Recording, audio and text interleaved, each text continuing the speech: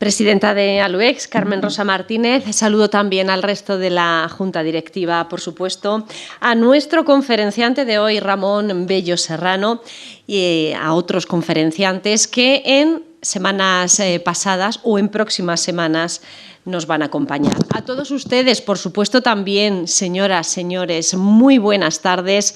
Bienvenidos, bienvenidas a la 17ª conferencia enmarcada dentro de este ciclo de conferencias Esperanza, Cultura y Experiencia.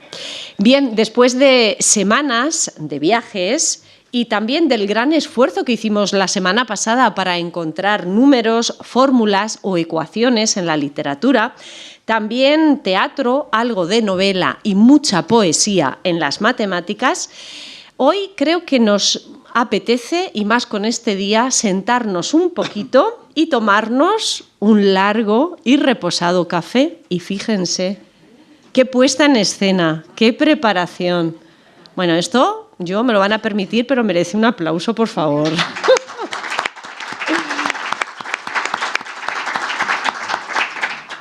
Qué atrezzo tan bonito.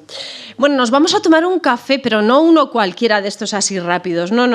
Uno de estos que reponen, ¿no? Que te curan, de esos que te calientan el cuerpo, pero también el espíritu. ¿Y con quién nos lo vamos a tomar? ¿Quién nos embriagará de café? Pues no será otro que nuestro querido abogado y periodista Ramón Bello Serrano, del que les doy algún dato más. Ha sido profesor tutor de Derecho Administrativo y Derecho Eclesiástico en Centro Asociado de la UNED. Entre los numerosos y diferentes reconocimientos que ha recibido, destaca el Premio Internacional de Ensayo Universidad de Murcia, el Premio Internacional de Novela Corta Ciudad de Llín, el Premio Novela Corta de Castilla-La Mancha, el Periodístico al Colegio de Abogados de Albacete, el Premio del Ayuntamiento de Albacete también Ciudad de Encuentros, y muchos más, pero por destacar alguno. Es cofundador de la revista Barcarola y autor del ciclo literario El Milagro de Cervantes con motivo del 450 aniversario de su muerte. Autor de varias y diferentes ponencias sobre el Quijote, Santa Teresa de Jesús o William Shakespeare. También lo conocerán como columnista del diario La Tribuna de Albacete, diario del que forma parte desde su fundación y en el que mantiene una columna literaria. Es autor de varios libros y destacamos el último, la última novela, La acción de regreso, un homenaje a los personajes de Balzac. Pues precisamente sobre Balzac, sobre el café, sobre sus tipos, sus granos, sus mezclas y su ebriedad, hoy nos hablará Ramón Bello Serrano, así que cuando quiera, el público es todo suyo. Gracias. Muchas gracias. Gracias, buenas tardes. Es para mí un honor estar aquí. Mi mayor gratitud para Aluex, para su presidenta y para la Junta Directiva. Yo tenía previsto y tenía en mente hablar de Balzac por rendir homenaje a la figura de mi padre. Mi padre dio una de las últimas conferencias, yo creo que fue la última en Aluex, hablando sobre Balzac. Y a partir de aquel momento, los 7 tomos de la Comedia Humana, más otro tomo que está aquí, de teatro, los cuentos donosos y lo que quedaba de Balzac, pues yo me fui aproximando y me fui empapando de aquello que mi padre, en un momento dado, había leído con fervor. Yo recuerdo en la playa de San Juan, en los veranos, a mi padre con un café y con un tomo de Balzac y una pluma estilográfica donde tomaba sus anotaciones, no solamente de las frases que él consideraba que eran importantes, sino de los propios personajes, de las plazas y de las calles de París, también de provincias, de los grandes banqueros, de todas estas cosas. Y una manera de revisitar y congraciarme con mi padre pues fue la lectura de la Comedia Humana, que me llevó casi 2 años de una gran felicidad, tengo que decirlo así.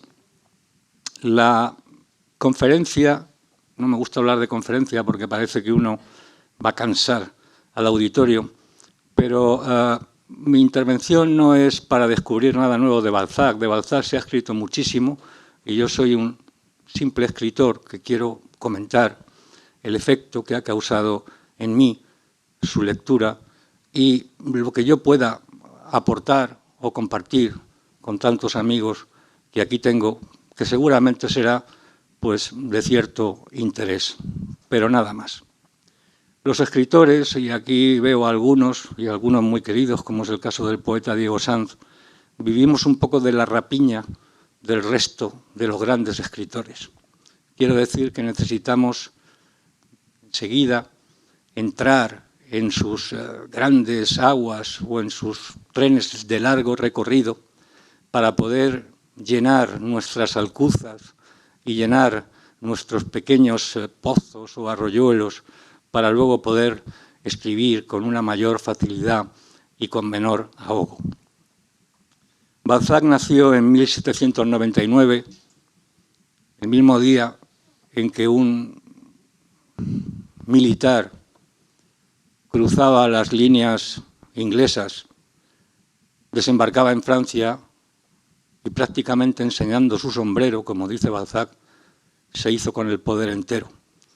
Estamos hablando de los años del Imperio, de los años de Napoleón, de los años en que se fundó la Banca Nacional, de las grandes infraestructuras fluviales de Francia, de la codificación del derecho napoleónico. Napoleón pudo decir, les he dado el derecho a toda Europa, y creo que ha sido su mayor aportación, al menos positiva, en la historia. Y es el París fascinante al que está convocado Balzac, que es un niño triste. Un niño que tendrá pocos amigos, singularmente pues su médico de cabecera, aquí veo también ilustres médicos, su médico de cabecera, al que luego confundiría con uno de sus médicos en la comedia humana, Bianchon, y Víctor Hugo, que hizo su obituario, su discurso fúnebre, cuando fue enterrado Balzac. Ya no se hacen discursos fúnebres, yo por lo menos tuve la suerte, no sé si es por llamarlo así, de asistir a uno aquí en Albacete. No diré tampoco quién era el muerto, porque el discurso no fue muy agradable desde mi punto de vista, pero efectivamente era lo que se hacía. Se congregaba la gente literaria, y despedían al muerto. Balzac era un chico triste, porque aparte de tener pocos amigos, lo que sí que tuvo fue un gran éxito con las mujeres. Pero un gran éxito con las mujeres que trajo causa, en primer lugar, por una relación pésima que tuvo con su madre. Su madre Laura, y todas las grandes mujeres de Balzac se llamarán Laura. Su madre Laura prácticamente no le hacía caso alguno. Su educación fue muy espartana. Estudió en el colegio Oratonianos de París, luego tuvo que dejarlo porque su padre había tenido ciertos afanes bonapartistas y ya advino la restauración de Luis XVIII, Carlos X, y la verdad es que la madre era de un rigor extraordinario, pero a la madre había que comprenderla, porque la madre era de extracción burguesa y lo que quería era un futuro para su hijo, que es el futuro que todos los padres quieren para nosotros, no sé si es así, que es la carrera de Derecho o la carrera de Medicina. A Balzac esto le importaba poco, él estaba en sus ensoñaciones y su madre prácticamente lo visitaba un par de veces anuales. Y quizá esa pequeña o esa gran lejanía traía causa de que un hermano suyo mayor había muerto, prácticamente lo estaba amamantando la madre, y entonces la madre se sintió culpable y lo dejó en manos de una nodriza. Ahí va este chico funcionando, este chico va creciendo, recibe burlas de los amigos, piensa en cosas interesantes, incluso a veces es extremadamente violento para esperar el castigo del colegio, que era los encerraban en una especie de cuartucho y allí poder seguir bueno, pues pensando en sus cosas. Seguramente escucharía las botas del gran ejército de Napoleón, que luego él retrataría muy bien en alguna de sus novelas, fundamentalmente en la novela El coronel Chabert. Se llama Balzac la ebriedad del café porque uno puede emborracharse de café. Yo la primera vez que escuché esto fue leyendo al coronel Lawrence, su libro Los 7 pilares de la sabiduría, y hablando de la invasión y hablando allí de sus aliados árabes y de los turcos, decía, les he visto borrachos de café. Balzac bebía muchísimo café, bebía unas 50 tazas de café diarias por la noche, sobre todo para escribir. Y él mismo adquiría su café. Su café estaba compuesto de 3 tipos, de 3 mezclas de café que hemos intentado traer aquí. Le agradezco muchísimo a Paquillo el hecho de habérmelo facilitado y al empresario Ángel Díaz, que tanto me ayuda, que también lo ha hecho así, y desde luego a mi mujer María, que ha hecho aquí una maravilla, una exposición extraordinaria.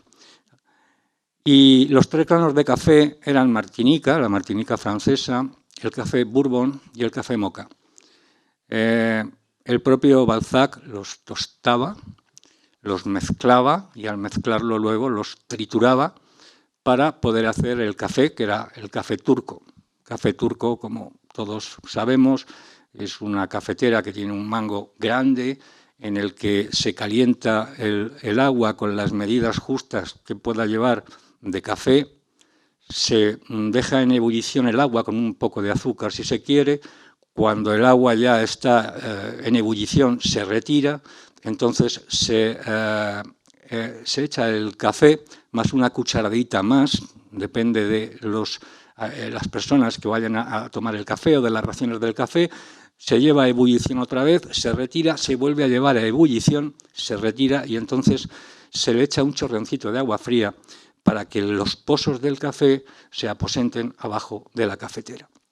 Y ya se sirve pues, en un vasito de café a la turca, que era fundamentalmente lo que tomaba Balzac, en una cafetera parecida a esta, que le regaló una íntima amiga suya, Zulma Carrud, que fue realmente su gran consejera, donde no hubo un enamoramiento, quizá porque no había una atracción física, pero siempre le compensó, le tuvo abierta su casa junto a su marido, que era militar, y lo pudo aliviar de los problemas que tenía y de las persecuciones por las deudas y los oficiales de justicia. Bueno, tomaba 50 cafés al día porque necesitaba escribir.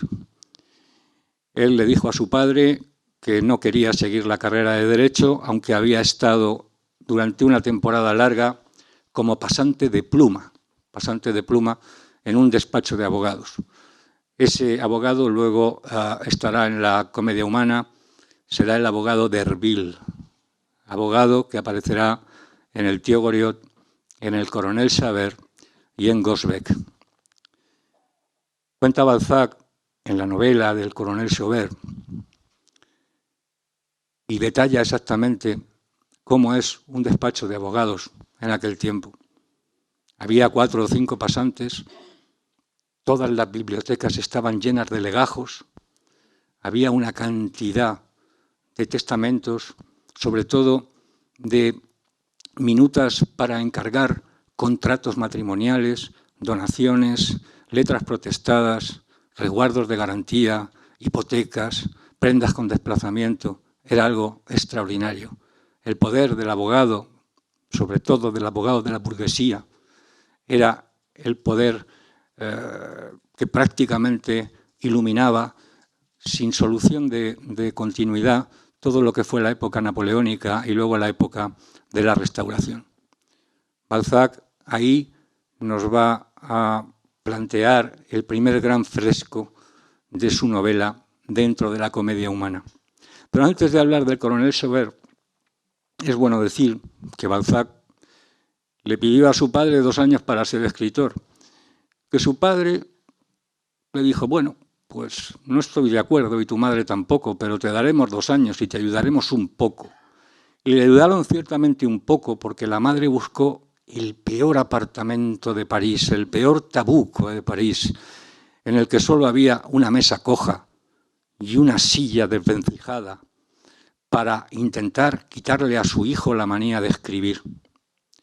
Y su hijo lo que hizo fue intentar hacer dinero rápido y entonces en comandita, con otro amigo suyo, se iniciaron como negros haciendo literatura de la que pedían los periódicos y de la que podían sacar unos centenares de francos para poder ir viviendo.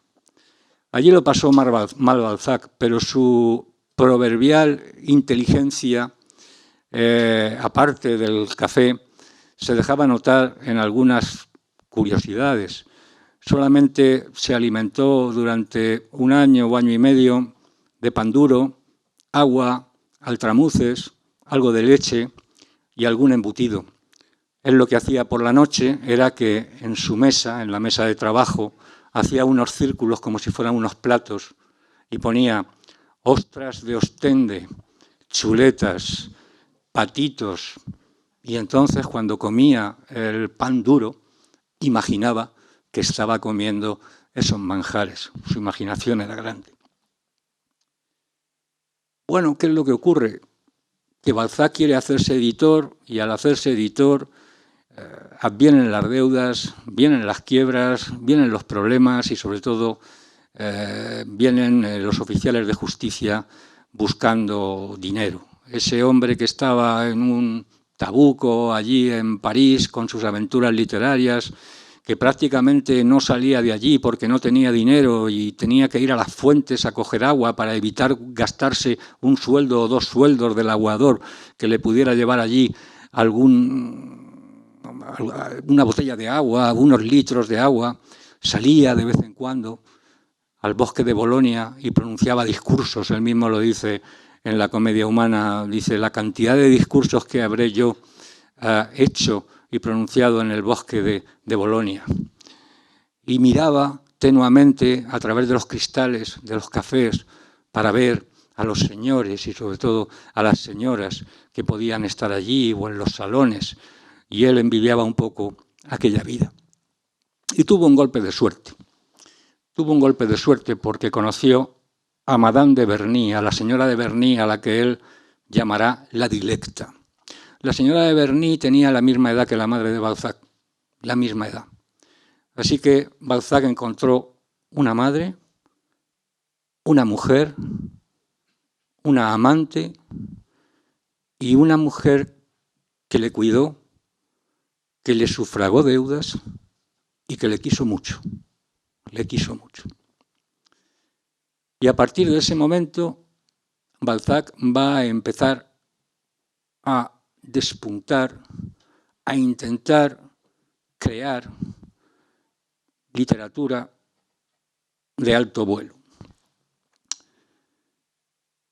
Y lo hará en una novela que está inserta a la Comedia Humana, que se llama Los Chuanes, en la que narra la rebelión que había de parte de las fuerzas monárquicas contra el directorio y contra la República napoleónica. Y ahí ya pues se mostrará un poco tal como era y tal como no debió ser. Tal como era un hombre inteligente y era un hombre, en cierta medida, progresista. Pero tal como se mostró y no debía ser, era un hombre legitimista, era un hombre que se acercaba totalmente a lo que era el poder de la aristocracia más rancia, y era el hombre que quería ser admirado dentro de ese poder, ya no con lo que era su cuestión literaria o de creación. Pero su gran primer libro será La piel de Zapa. La piel de Zapa es un libro romántico, es un libro extraordinario, en el que ocurren cosas que también le ocurrían a otros escritores de aquella época. Stefan Zweig escribió 3 grandes maestros, Balzac, Dickens y Dostoyevsky. Y había algo que conectaba a Dickens a Dostoyevsky y a Balzac. Era la figura del jugador, la figura del que lo apostaba todo y se quedaba sin nada. Y en esa novela, el protagonista, Joaquín, apuesta el último Napoleón en la mesa de juego y lo pierde. Y entonces quiere arrojarse al Sena. Pero en ese momento le llama la atención una tienda de antigüedades y entra allí en aquella tienda. Y observa a un viejo, muy decrépito, allí en la tienda. Prácticamente no hay luz ninguna. Y el viejo le indica, aquí hay un talismán, pero yo no le recomiendo que usted lo lleve. Pero si usted quiere llevárselo, lo puede utilizar, es un talismán, pero yo no se lo recomiendo. Es un talismán que le va a dar a usted, bueno, pues riqueza, que le va a dar a usted prestigio, pero que también le va a quitar quizá lo que es la esencia de su ser, su alma. Y yo ya se lo indico.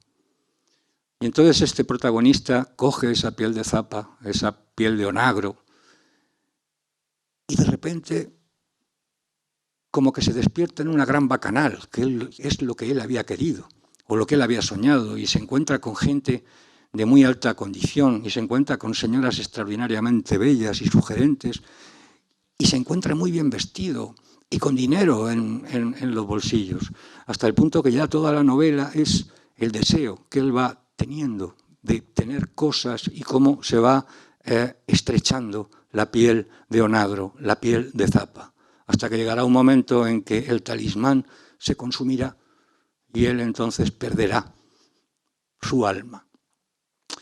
Pues toda la novela de Balzac es un recrearse en lo que es el alma humana, un recrearse en lo que es la pasión del querer, del tener, la pasión de lo terreno y no el cultivo del alma.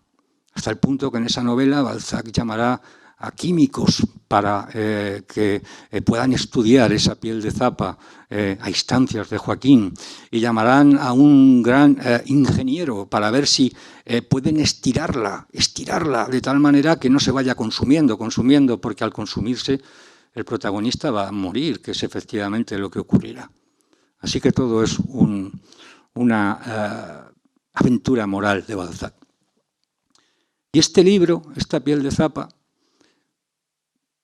es coincidente con un escrito de Balzac que habla sobre la fisiología del matrimonio. Y de repente Balzac recibe una carta, como recibía muchas cartas de mujeres, y en esa carta se le va a aparecer la firma de la extranjera. La extranjera será Madame Hanska, que será ucraniana, qué casualidad, ucraniana, de estirpe polaca, que se quedará asombrada de la diferencia que hay entre la piel de zapa y esas consideraciones tan banales sobre la fisiología del matrimonio, y que ideará una manera de cartearse con Balzac. Pero no podemos olvidar que Balzac está con la señora de Berny, y además conoce en un momento determinado a la duquesa de Abrantes. La duquesa de Abrantes es la viuda del general Junot e introducirá a Balzac en los círculos de la burguesía y de los escritores. Hay que recordar que en aquel París está triunfando ya Víctor Hugo y está triunfando un señor entonces muy famoso y después muy impresentable, que era Eugenio Sue. Eugenio Sue triunfaba con una obra que se llamaba Los misterios de París. Las novelas se hacían por entregas, las novelas se publicaban en las revistas literarias y las novelas al final empezaron a publicarse como folletines en los periódicos a diario, de tal manera que ponían continuará, continuará, continuará. De ahí viene precisamente el ánimo de Víctor Hugo, que escribió entonces Los Miserables, y que eran narraciones extraordinariamente largas. Pero la duquesa de Abrantes consigue que Balzac empiece a conocer un poco ese mundo aristocrático. Él, que venía de una familia humilde, aunque su padre había hecho cierta carrera funcionarial, cierta carrera burguesa, pero era campesinos, y su madre venía de una familia de pañeros. La madre era 35 años más joven que el padre. Había ahí una diferencia generacional. Y este Balzac, que está conociendo, bueno, pues lo que es la burguesía y lo que es un poco la aristocracia francesa, lo primero que hace cuando gana algo de dinero con La piel de Zapa y cuando tiene el amparo de la señora de Berny es dejar el covacho e irse a vivir a una casa en el centro de París. Y entonces se dedica a la imprenta, se dedica a adquirir una empresa de tipografía, de tipos de letra, y se dedica también a proemiar las obras de los grandes clásicos franceses, con un resultado extraordinariamente gravoso, es decir, lo pierde todo. Balzac, con 30 años, que es cuando tiene publicada La piel de Zapa, adeuda ya 100.000 francos. Y prácticamente esa deuda la tendrá toda la vida. Morirá con esa deuda, aunque le ayudará su madre, siempre las madres ayudan. Le ayudará la señora de Berny, que morirá cuando está Balzac en manos de otra mujer. Le ayudará la condesa Hanska y le ayudarán pues otra serie de mujeres que son fundamentales en su vida. ¿Y por qué son fundamentales? Porque las mujeres que leían entonces, tanto en Francia como en el resto de Europa, porque todo lo que se leía, como digo, estaba en las revistas literarias de la época, se sintieron muy comprendidas y muy entendidas por Balzac. Balzac tenía un detalle extraordinario del conocimiento humano y sobre todo de la sensibilidad femenina, de la sensibilidad de la mujer, no solamente en los grandes salones, sino también en el campo, en la administración del hogar, en su capacidad intelectual.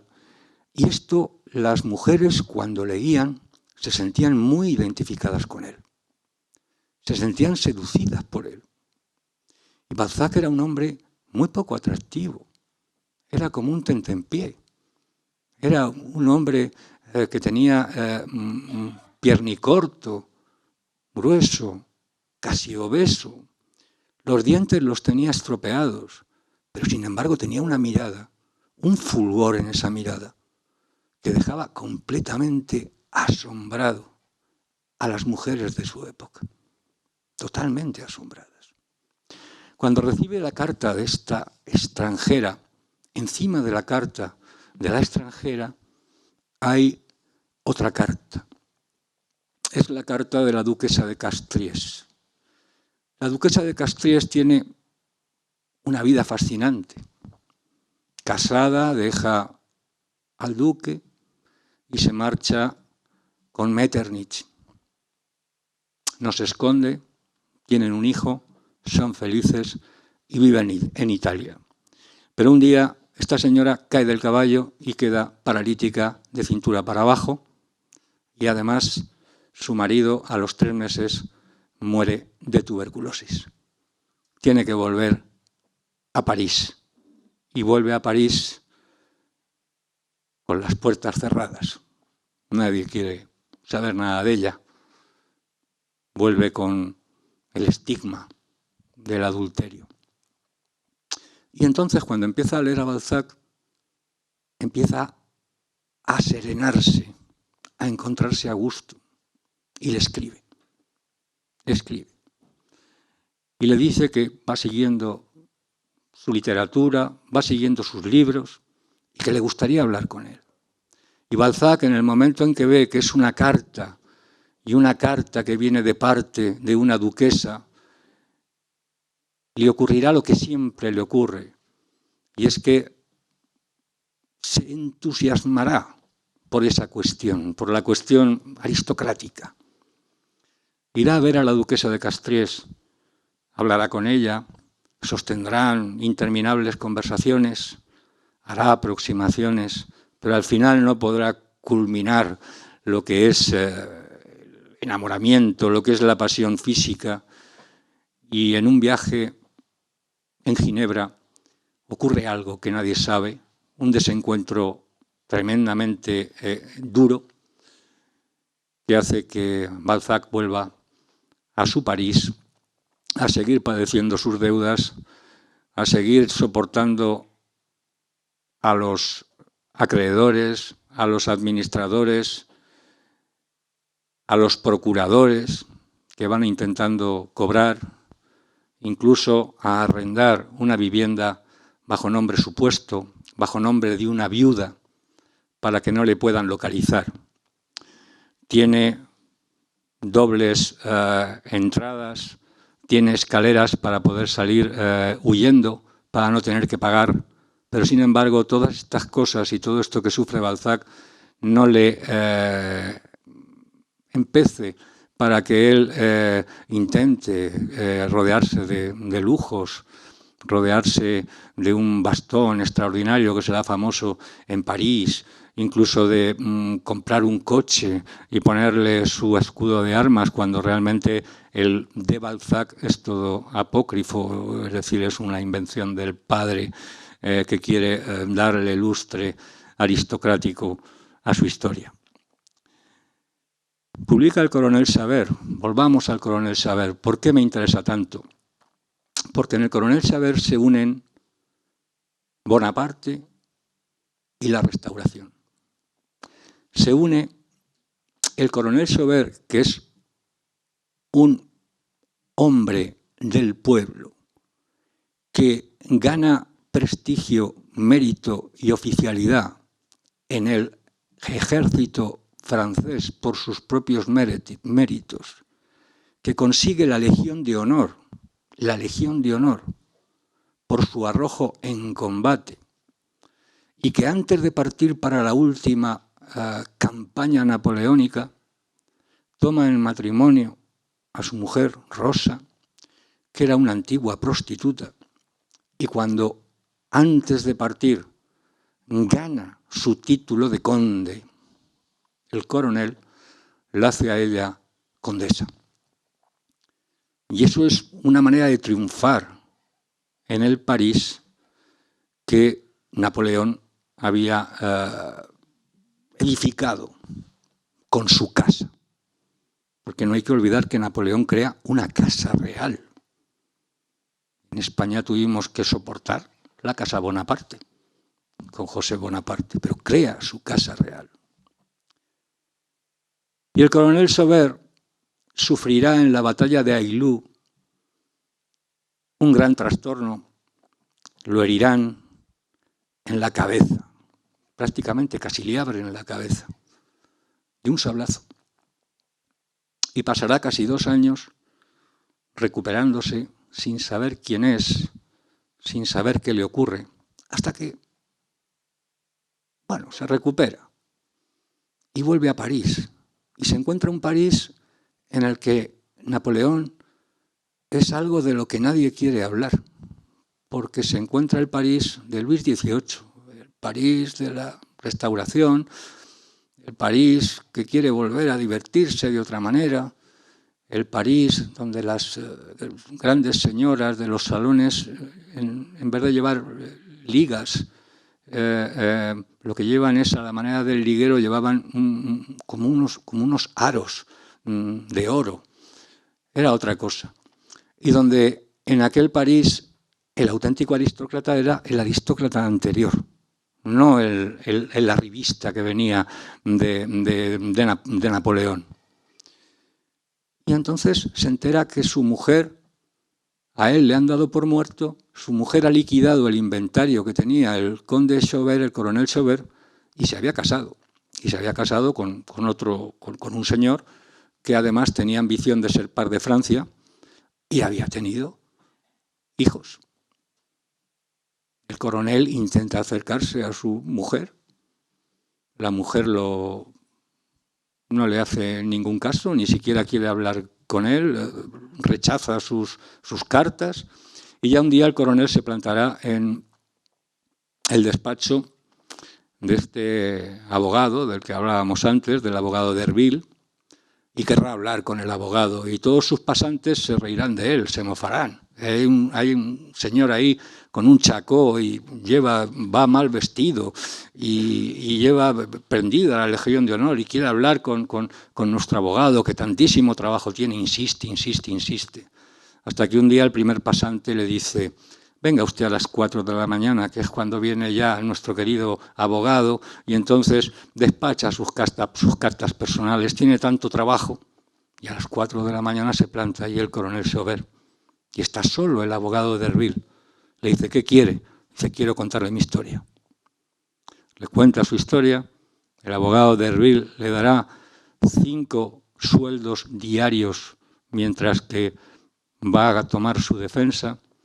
Le cuidará y le dirá: yo soy el abogado de tu esposa, que ahora es condesa. Voy a intentar arreglar el asunto.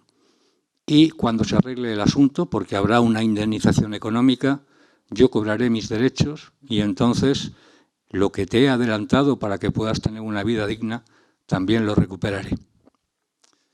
Y así hace el abogado Derville y habla con esta señora, y esta señora en primer lugar lo niega todo, pero ya después lo acepta.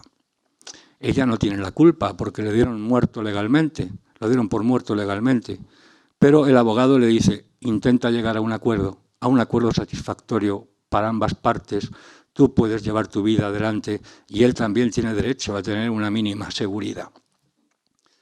Y esta señora, que tiene miedo a perder lo que ha ganado tras la marcha del marido, al final, regateándole todo el dinero posible, lo lleva a un notario, ya no al señor Derville, sino a un notario de pueblo donde ella tiene una propiedad, y le dice: escucha el acuerdo al que hemos llegado y al que vamos a firmar. Y en ese acuerdo se fijan 10.000 francos anuales de renta, pero no se habla del coronel Chauvert, se habla de un señor que hay ahí, de un señor, y al final hay una cláusula que dice que con la firma de ese acuerdo se certifica que ese interviniente no es el coronel Chauvert y que el coronel Chauvert está muerto en combate y que este señor es simplemente pues un enviado al que se le va a hacer esa merced. El coronel se indigna, la deja y marcha a redimirse a un hospicio, donde allí se queda feliz y tranquilo, recordando sus tiempos napoleónicos. Llegará el abogado Derville y lo cuidará, le llevará tabaco, le llevará pan blanco. Y cuando le habla de la guerra y le dice coronel Chauvert, le dice: no me digas coronel, no me digas Chauvert, solamente quiero estar aquí tranquilo y vivir tranquilo. Y entonces Derville no se atreve a decirle la verdad, y es que el marido de su mujer, que antes había sido prostituta, es abandonada por ese conde que quiere ser par de Francia y que necesita imperiosamente casar o matrimoniar con una mujer de la antigua burguesía francesa, no con una benediza napoleónica. Bueno, pues eso ya es todo un mundo balzaquiano, es simplemente una novela. ¿Y qué es lo que ocurre con Balzac? ¿Cuál es el genio de Balzac? Es que sus personajes caminan por las novelas.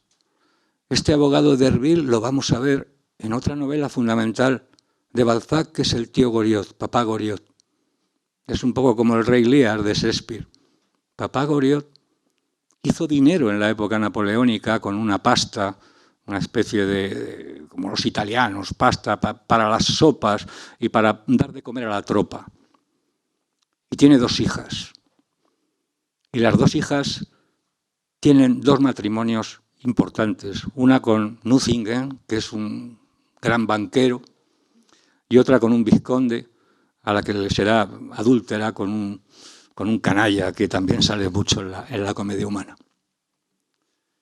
Y el padre que vive en esa pensión conocerá a Derville, conocerá al médico Horacio Bianchon, conocerá a mucha más gente. Y le preguntan, ¿y usted por qué está aquí, tío Goriot? ¿Por qué? ¿Por qué está aquí en la pensión? Y él les cuenta cómo hizo dinero y cómo les dejó el dinero a las hijas, para que las hijas fueran felices. Llegó un momento en que las hijas le pedían más. Y el hombre estaba ya a media pensión, ya no a pensión entera. Y le pedían más. Y sobre todo una le pedía ya lo imposible.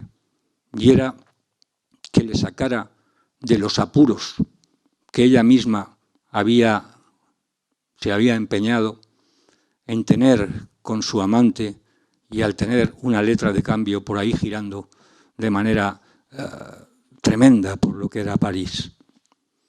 Y entonces este abogado, Derville, siente pues una tristeza muy grande por el tío Goriot, al que las hijas no quieren ir a visitar, al que las hijas no quieren que le vean con él, porque ellas ya tienen su prestigio social. Y llega un momento en que cuando este hombre muere sin dinero y muere lamentándose de que las hijas no le hayan ayudado, termina esa gran novela de Balzac cuando se ven dos carruajes con las armas de los dos nobles que están casados con las hijas, que van vacíos.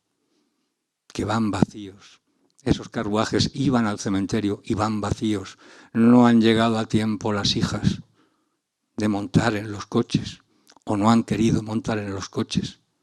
Y es entonces cuando un personaje célebre de la comedia humana que se llama Rastignac, que es una revista, cerrará el puño y desde lo alto de París se le dirá a París: ahora nos veremos las caras, ahora nos veremos las caras. Y a partir de ese momento la comedia humana cobra un vigor extraordinario. Cobra un vigor extraordinario porque entonces vendrán las ilusiones perdidas. En las ilusiones perdidas, que creo que se ha estrenado hace poco una película, van a aparecer dos personajes fundamentales, Lucian Rubempré, que es un poco el alma de Balzac, el alma que conoce a los periodistas que hacen política, que hacen malas novelas, la crápula, que viene de provincias para intentar hacerse un nombre literario y para poder tener o ratificar el amor con una condesa. Pero habrá también la otra parte, la parte de Séchard, que es otro señor que es la hormiguita, el que quiere trabajar, el que quiere que su negocio progrese. El negocio precisamente de la imprenta está investigando sobre un tipo de papel que pueda ser un papel mejor para lo que es la impresión. Y en esas ilusiones perdidas empiezan a aparecer personajes que habían pasado ya por la comedia humana, que habían pasado sobre todo por el tío Goriot, y aparece un personaje fabuloso que se llama Vautrin. Vautrin es un anarquista. Es un hombre que en el tío Goriot hasta induce a Rastignac para que se cometa un asesinato, un duelo, para enervar realmente pues una situación en la que la hija de un noble había quedado desprotegida. Es el hombre que no admite el orden en el que se está viviendo, donde la arista del bien y del mal aparece muy difusa. Y este Vautrin tendrá una predilección, una fijación por Rubempré. Algunos ensayos dicen que esa fijación era una fijación física. Pero el interés de Vautrin es un interés vicario. Él lo que quiere es triunfar a través de otra persona. Yo soy un hombre miserable, soy un anarquista, he estado en busca y captura.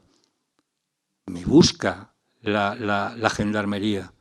Sin embargo, voy a poner toda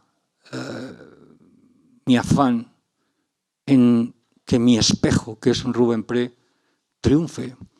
y tenga a las mejores señoras, esté en los mejores salones, gane dinero, sea un hombre prestigioso, pueda entrar en la academia, pueda hacerlo todo siempre y cuando me haga caso a mí que le estoy instruyendo.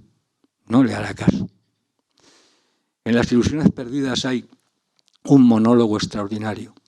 Este Rubén Pré, que al final no puede llegar a tener el amor de su condesa, intenta suicidarse tirándose al río. Y en ese momento un carruaje se detendrá, bajará del carruaje un cardenal, que es este Botrín, le dirá que se llama el cardenal Carlos Herrera y le hará un discurso sobre lo que es la vida, sobre lo que es la muerte, sobre lo que es la moral y lo que es el triunfo, que al final lo convencerá y le dirá, ven conmigo para que puedas triunfar. Y efectivamente así ocurrirá y triunfará y tendrá el amor, pero luego le pasará lo mismo que al protagonista de La piel de Zapa. En vez de quedarse con la mujer tranquila y con la mujer serena, se quedará con la mujer más alegre, con la mujer que no le hace falta, con la mujer que no le compensa, y ahí perderá, al final también de la comedia humana, perderá la vida porque tendrá éxito en su segunda acometida de suicidio. Pero este Balzac, que rompe con la duquesa de Castries, abre la segunda carta, y la segunda carta, como decíamos, firma la extranjera. ¿Quién es la extranjera?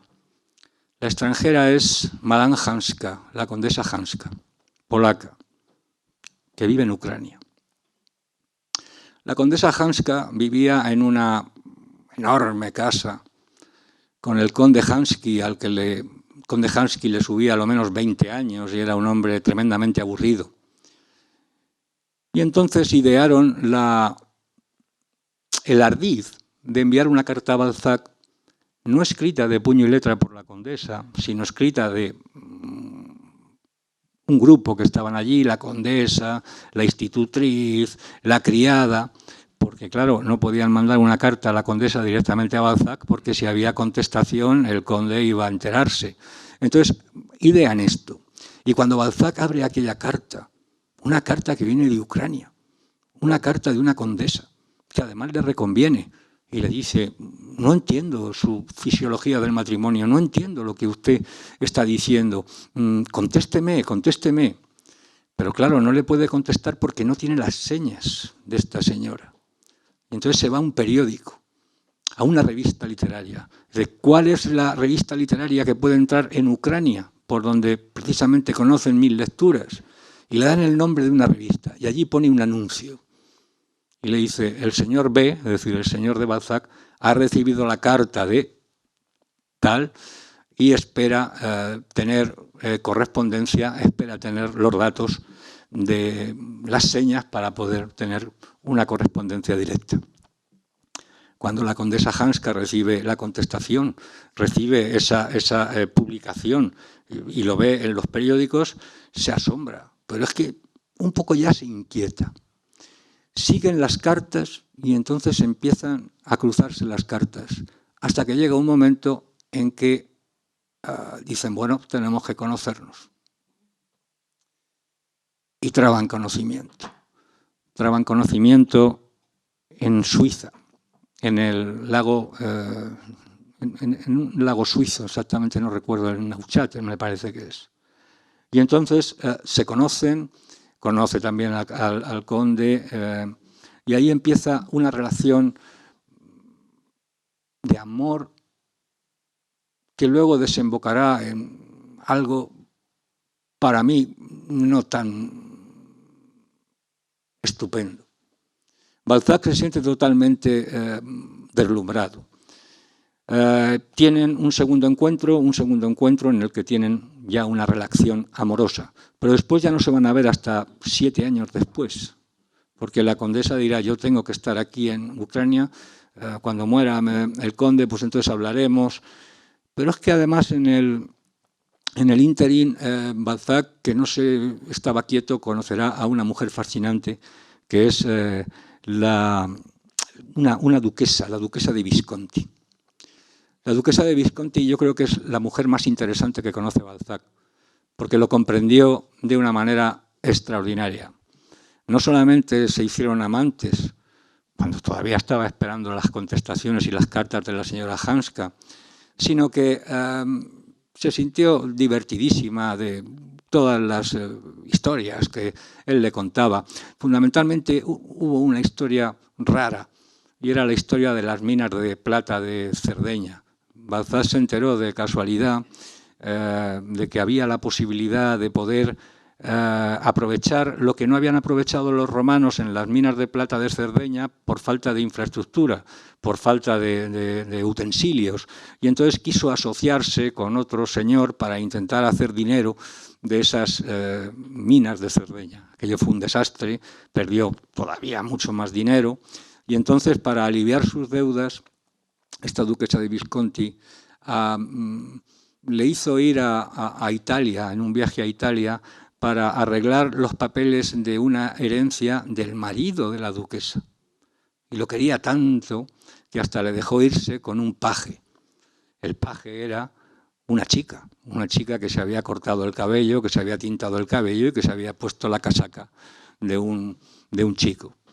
Y la duquesa lo sabía, la duquesa lo perdonaba, y la duquesa lo que quería era que fuera feliz. Y así estuvo pagando sus deudas hasta que los acreedores le perseguían de tal manera que ya no podía esconderse, y lo alojó en su casa de los Campos Elíseos, allí en París. Hasta allí llegaron también los acreedores, y ahí se terminó el patronazgo, podemos decir, o la protección de esta duquesa. Balzac sigue escribiendo, y en ese momento sus jornadas de café eran extraordinarias. Él, cuando quedaba con la señora Hanska, o cuando quedó con la duquesa de Abrantes, o con cualquier relación que tenía seria, siempre les ponía la misma condición. Es decir, yo las 14 horas al día que necesito de trabajo son sagradas. ¿Por qué? Porque he vendido mis novelas antes de escribirlas.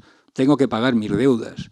Y entonces se enfundaba una especie de casulla, se metía en su cuarto, en su habitación, escribía con pluma de cuervo y escribía continuamente a la vez que bebía café.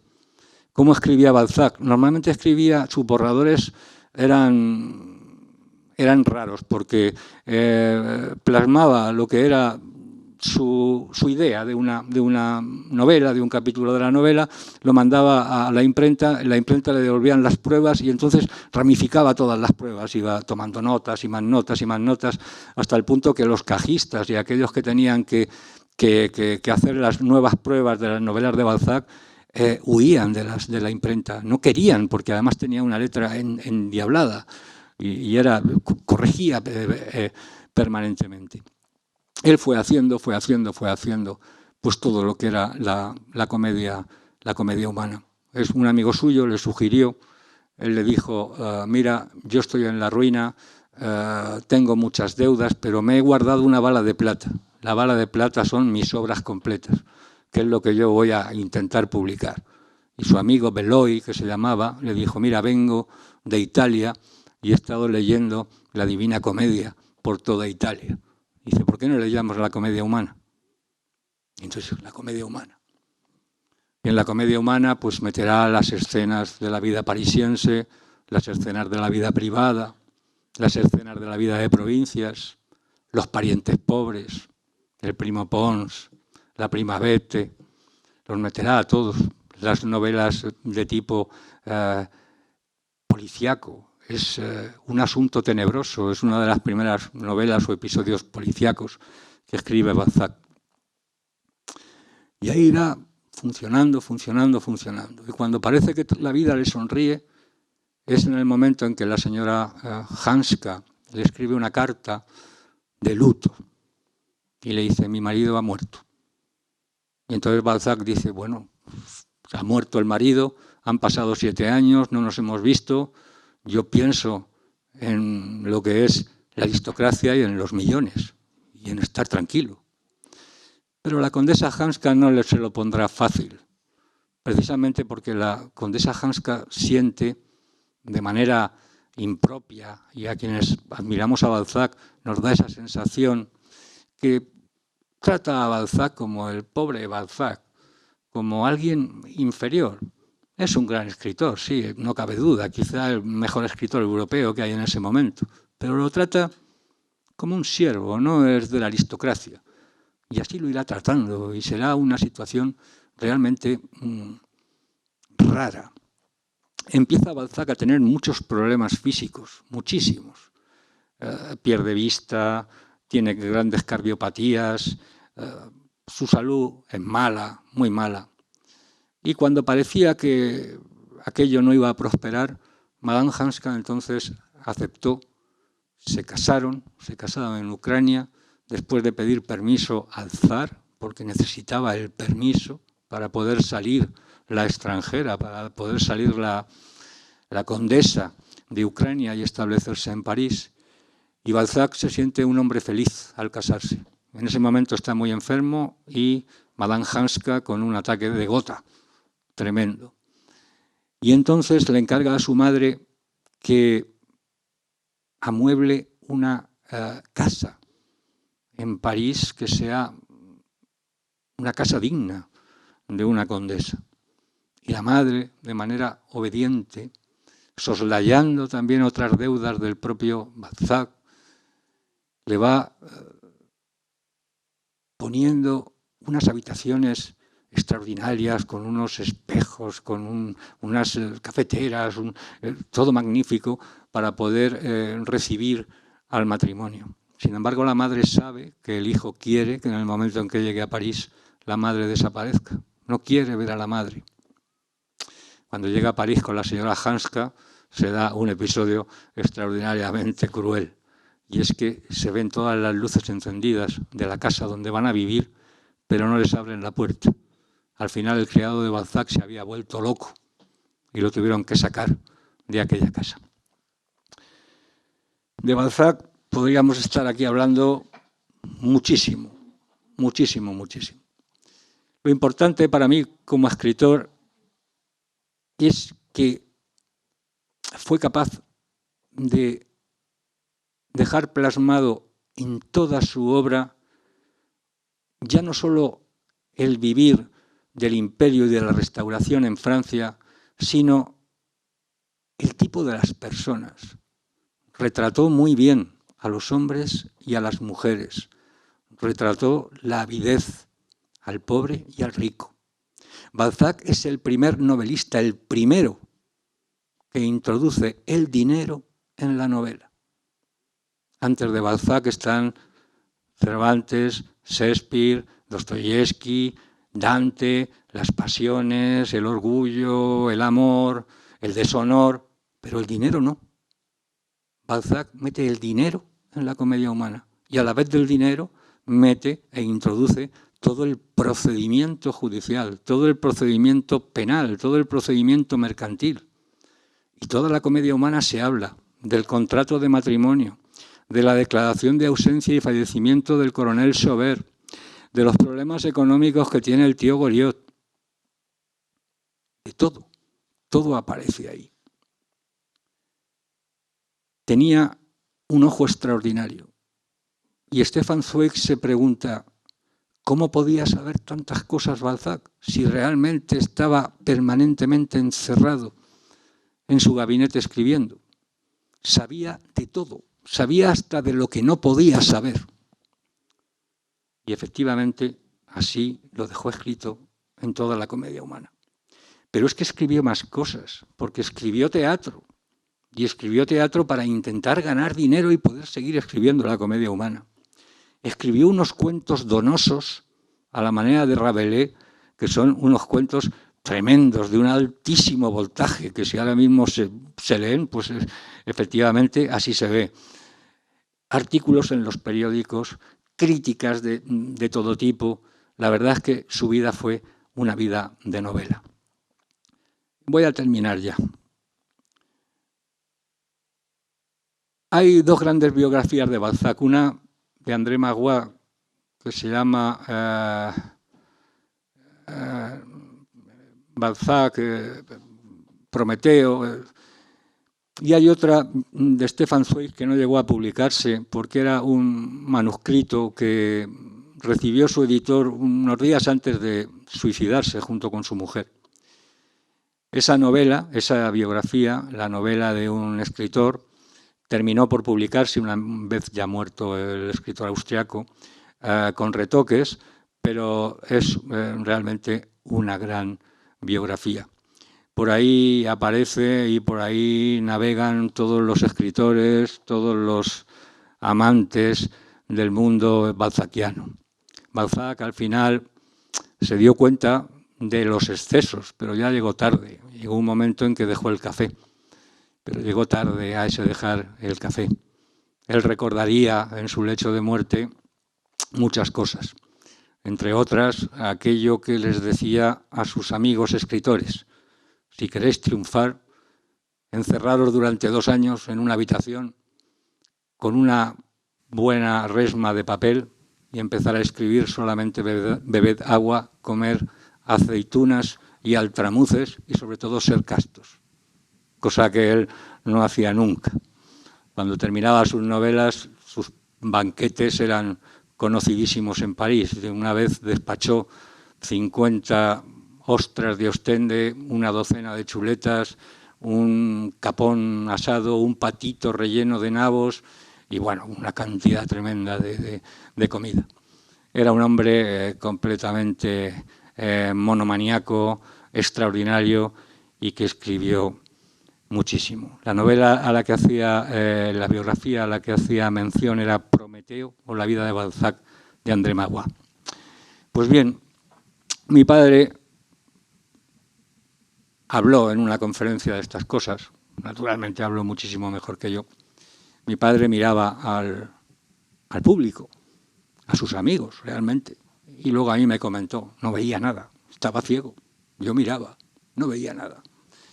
La gente decía: qué gran memoria tiene Ramón. Dice: sí, pero yo me trabajé que Balzac había nacido en 1799 y había muerto en 1801, y esto a mí no se me iba a olvidar porque tenía que decirlo.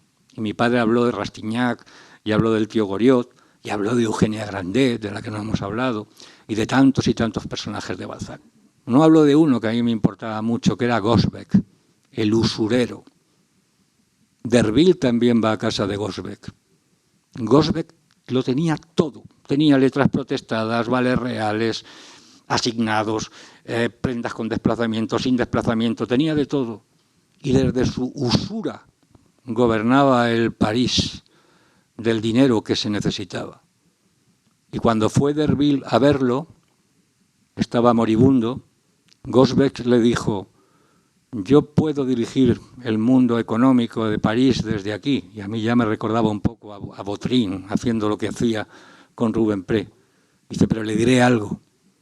Tengo letras de una gran señora que yo jamás ejecutaré y que tengo aquí protestadas. Eso le dejó a Derville totalmente admirado, hasta el punto que cuando murió abrieron 2 puertas que tenía allí el gran usurero, y en esas puertas, dentro de las puertas, había papel, había dinero, había de todo, y en otras había piezas de caza, hasta había un pastel de bodas que le habían dado en prenda y que estaba allí descomponiéndose.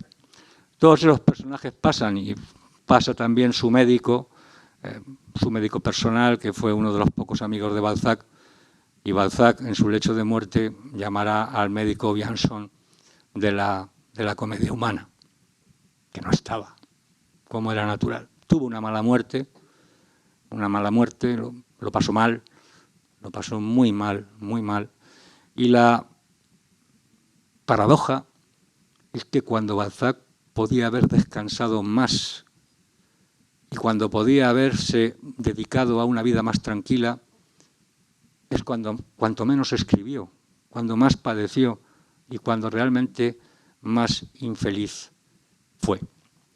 Víctor Hugo, como digo, le dictó un gran obituario a su muerte. Y las últimas letras de Balzac fueron en una carta que le envió a un amigo, en el que decía: ya no puedo leer ni escribir. Esa carta la había redactado Hanska, Madame Hanska, y él solamente puso la postdata: ya no puedo leer ni escribir. Bueno, mi padre tampoco podía leer ni escribir en aquel tiempo en el que habló de Balzac. Las notas se las dictó a nuestra secretaria, yo me acuerdo de aquello perfectamente. Y al no poder leer, un día en el despacho me acercó su mano y me dijo: mira, toca y palpa, aquí están los 7 tomos de la Comedia Humana. Y yo en ese momento, que no había leído nada de Balzac, lo asumí. Y un par de años después de su fallecimiento es cuando me sumergí en la lectura. Y me di cuenta que las anotaciones que mi padre había hecho en los libros de Balzac no coincidían con las mías.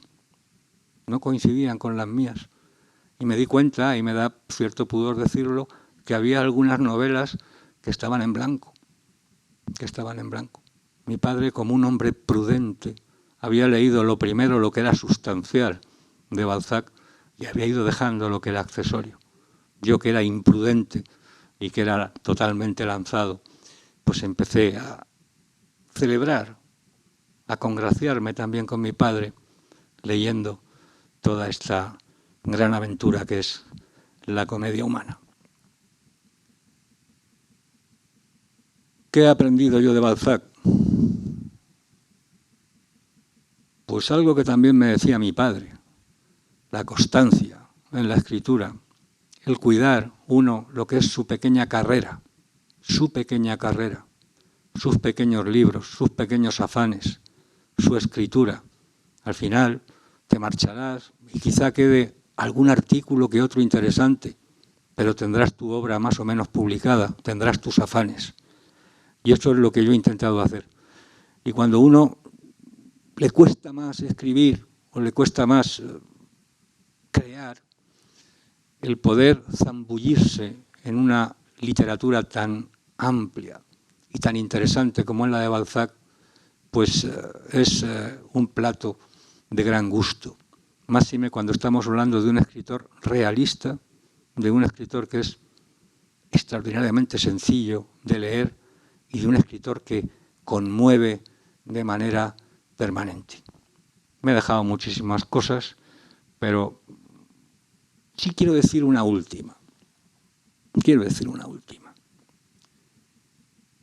Yo recuerdo a mi padre allí en la playa de San Juan con el tomo de Balzac, con un café, mientras mi madre estaba arriba en el apartamento luchando con los 3 hijos, que éramos unos polvorillas tremendos. Yo no sé si mi padre hablaría con mi madre algo de Balzac, no lo sé. Yo lamento que no esté aquí mi madre hoy. Nos ha acompañado en los talleres de escritura, pero mi madre no está bien. No está bien.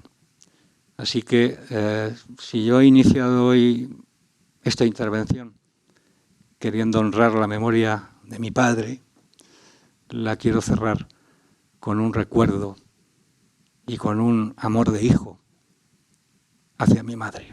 Gracias.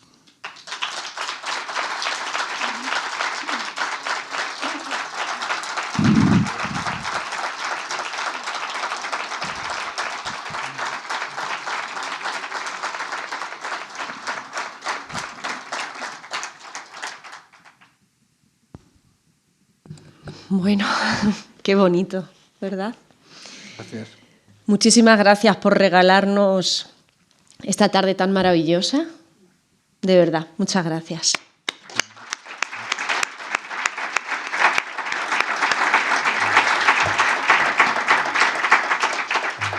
Y sí que tenemos un ratito para formular alguna pregunta, si quieren saber algo más o ampliar algo más sobre Balzac, sobre sus personajes, sobre esa novela que fue su vida. Levantan la mano, por favor, y formulan la pregunta.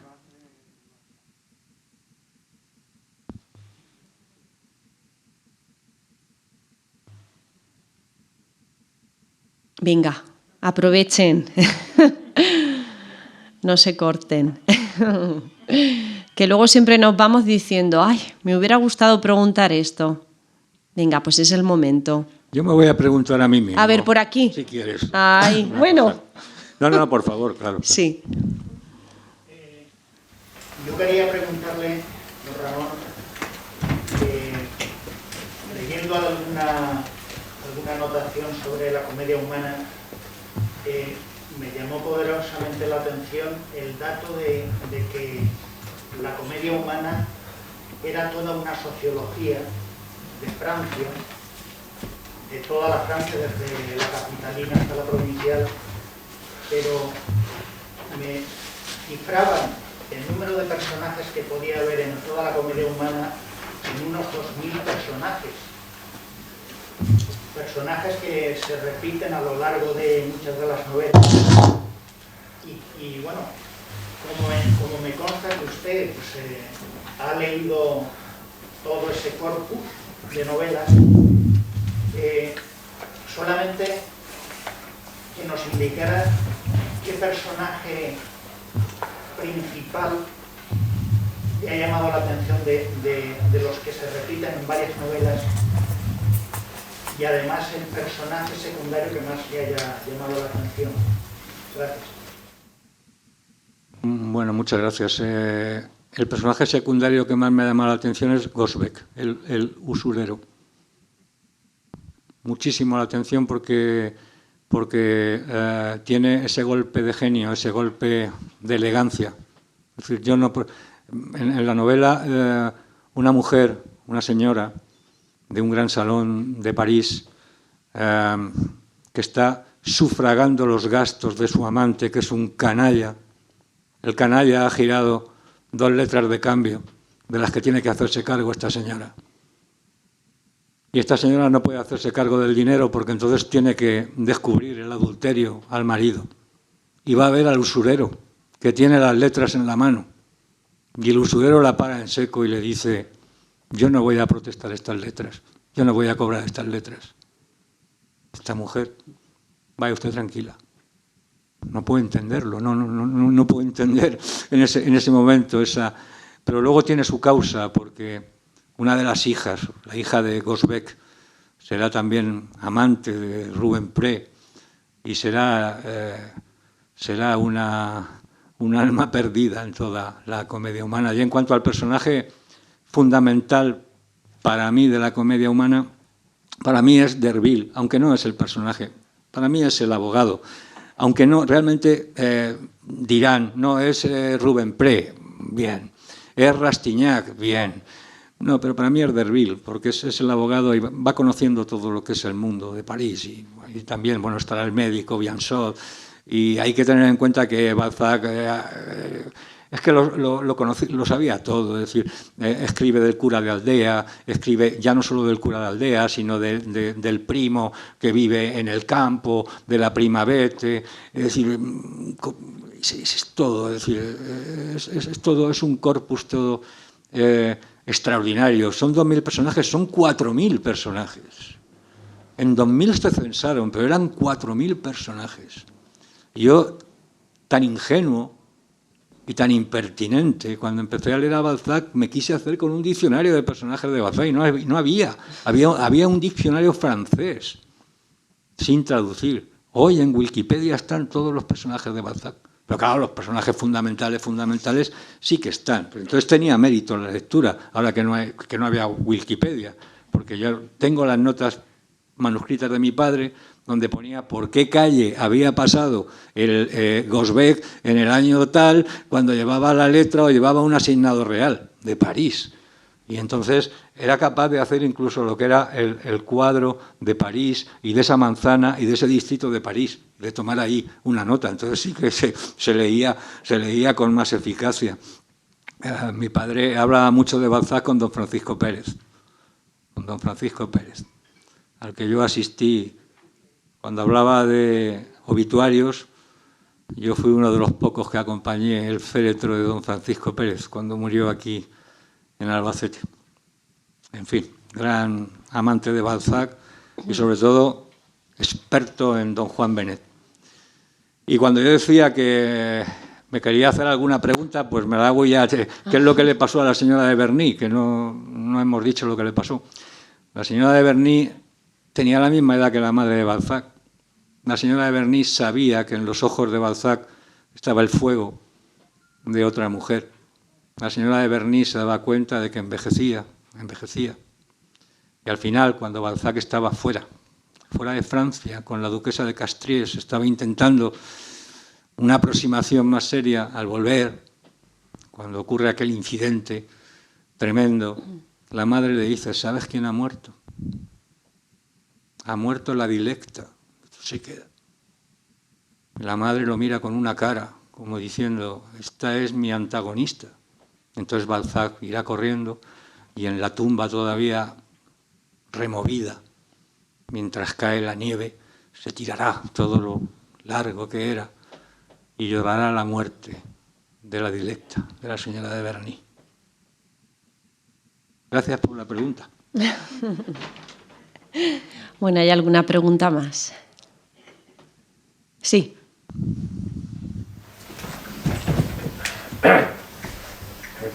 ¿Me oyes? Sí, te oigo. Bueno, en primer lugar, buenas tardes y enhorabuena. Y enhorabuena por tu conferencia o tu charla. Yo te voy a hablar de tu última novela o de último libro que yo tuve la satisfacción de leer, La acción de regreso, ¿no? Y bueno, concretamente La acción de regreso, el tema del el libro del coronel Chabert, de la comedia humana de Balzac. Yo te iba a preguntar si de alguna manera cuando vos deja la toga y se introduce en ese, digamos, en esa audiencia de las palabras y se introduce de tal manera que que me ha gustado esa imagen que has dicho, pasando la mano por la estantería de tu padre, llega a ser tanto la impresión o la motivación o el ingenio que te lleva a escribir esa obra, tu última novela, llega a ser tan fuerte esa mirada última que habla el libro tuyo. ¿Sabes de qué mirada me refiero? Sí. O llega a ser mucho más fuerte el autor, el Balzac, o el descubrimiento de saber que tú puedes llegar a ser, no Balzac, con todos mis respetos, pero otro Balzac, pero llegas a estar motivado más por esa última mirada, por esa mano que pasa sobre los libros, o por esos 9 libros, creo que son los de la comedia humana. ¿Qué es lo que te llega a dejar de alguna manera la toga y coger la pluma? La última mirada es la de mi padre. Claro, la última mirada, yo vi morir a mi padre. En su casa me llamó mi madre, mi padre había sufrido una especie de desvanecimiento y cuando yo llegué allí estaba la policía porque equivocaron la llamada, en vez de llamar al 112 llamaron al 091. Había un número de la Policía Nacional intentando, pero era difícil. Y yo vi la última mirada de mi padre, vi cómo expiró y cómo proyectó ese último mirar. Y eso fue a mí lo que esa fue la idea para hacer la novela. Es decir, uno se da cuenta de que los ojos que ve del recién nacido, del hijo recién nacido, serán los ojos que luego te cerrarán los tuyos. Y bueno, pues ahí confluyeron una serie de cuestiones que eran así. En cuanto a la toga, bueno, el foro es importante, ¿no? Decía que Balzac hablaba de estas cosas, de las conferencias que él había dado y los discursos en el bosque de Bolonia. Él solo no tenía nada, Pues yo siempre recordaba a Maquiavelo, la toga de Maquiavelo. Maquiavelo cuando salió fuera y quedó como un hombre pobre, como un hombre exiliado, sin dinero, jugaba en la taberna, bebía algo de vino, no podía volver a Florencia. Sin embargo, de noche se togaba en su casa. Y entonces él cuenta en sus escritos que iba concertando y ordenando a las repúblicas. La toga era importante para eso. Muchísimas gracias de nuevo. No tenemos tiempo para más, lo lamentamos. Vamos a pedir a nuestra presidenta, Carmen Rosa, que nos acompañe.